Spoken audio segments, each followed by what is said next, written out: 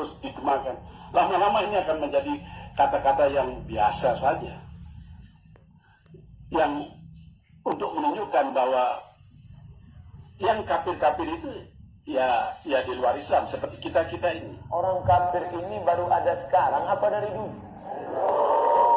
Maka kalau ada ucapan ustaz kafir, orang kafir marah. Kalian kok marah? Ini kalimat dari dulu.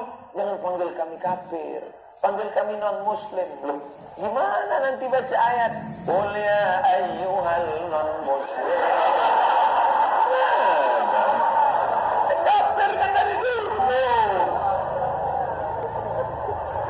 Menonjol, orang yang menonjol dalam keberanian memperjuangkan kebenaran, ini orangnya. Kenapa? Karena ada hak, ada batil, ada bengkok, ada lurus, ada Musa, ada Fir'aun, ada hitam, ada putih, ada iman, ada kufur.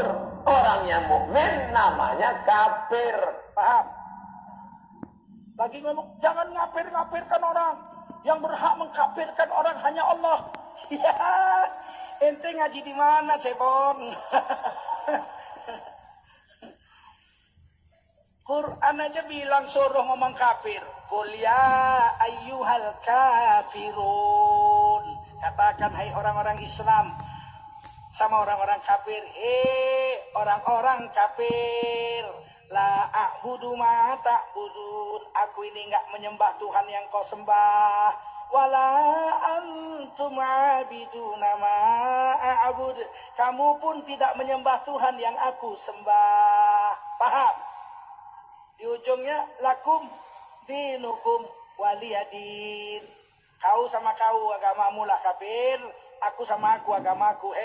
Orang-orang Islam nggak boleh bilang kafir Quran suruh, nggak boleh bilang kafir Quran suruh. Qul ya ayyuhal kafirun. Qul itu perintah, fi'il amar. Katakanlah orang Islam semuanya, ya ayyuhal kafirun. Maka aku heran, jangan bilang-bilang kafir, anti Bhinneka Tunggal Ika, anti Pancasila. Belum ada negara ini kuliah ayyuhal kafirun udah turun kok. Masa gara-gara NKRI Quran dibatalkan? Betul nggak?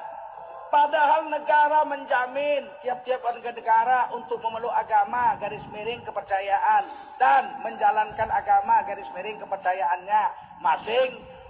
Negara menjamin, kok dilarang? Itu kafir menebar kebencian. Mana ada bilang kafir kok benci? Nggak ada benci. Itu bahasa sopan itu. Yang menutup diri tidak mau menerima iman, itu kafir. Ya, makanya orang-orang yang datang ini termasuk Abu Jahal, Abu Lahab dan Abu-Abu yang lainnya, kan? Itu tidak marah disebut kafir.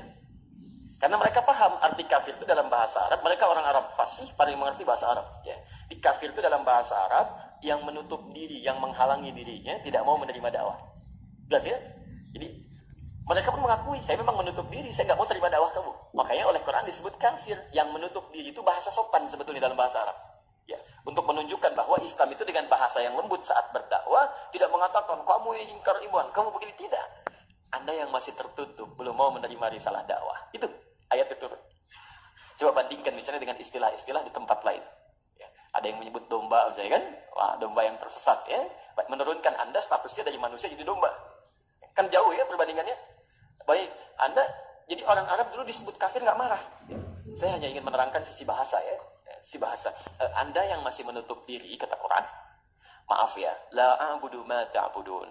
Kami tidak akan pernah ikut-ikutan menyembah atau ikut ritual seperti Anda melakukan sesembahan itu. Sampai puncaknya di ujungnya lakum dinukum waliyadin. Begini saja aturan dari Allah. Silahkan lakum dinukum, Anda silahkan ibadah senyaman-nyamannya sesuai dengan keyakinan Anda. Waliyadin, dan biarkan kami pun beribadah sesuai dengan apa yang kami yakini. Itu yang paling indah. Ada sebuah buku yang ditulis di Mesir dari kelompok radikal. Ya, harus dari semua ini tentang kafir ini ada buku namanya Muwatinun Lazimiyun. Penulisnya namanya Fahmi Huwaidi di Mesir. Ini kelompok liberal Mesir menulis Muwatinun, warga negara. Sebut mereka warga negara, jangan sebut mereka sebagai kafir dhimmi. Apa